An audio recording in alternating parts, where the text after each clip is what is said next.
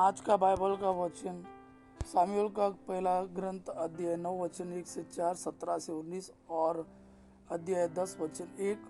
और आज का सुसमाचार सन मरकुस के अनुसार अध्याय 2 वचन 13 से 17।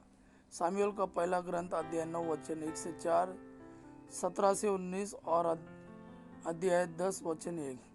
बेन्यामीन प्रांत में किश नामक एक धनी मनुष्य रहता था। वह अबीएल का पुत्र था।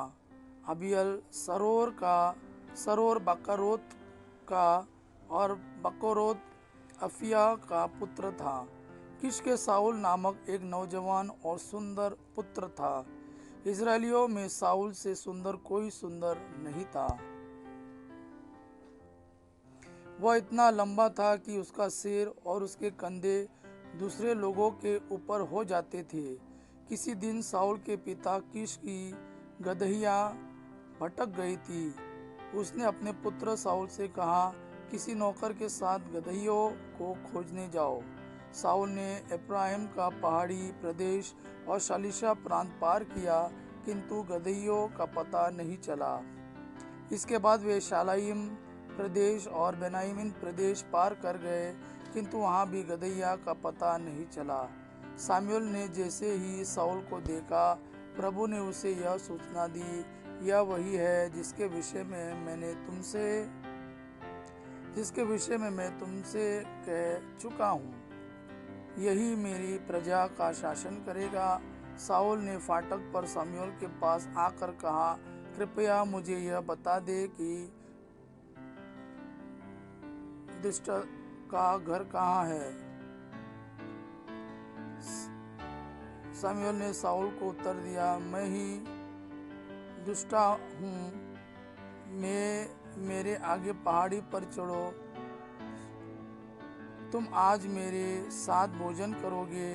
मैं कल सवेरे तुम्हें विदा करूँगा और तुम जिसके बारे में चिंता कर रहे हो वहाँ भी तुम्हें बताऊँगा। सामुएल ने तेल की शीशी लेकर उसे साउल के सिर पर उंडेला। आज का सुसमाचार सन मरकुस के अनुसार अध्याय 2 वचन 13 से 17।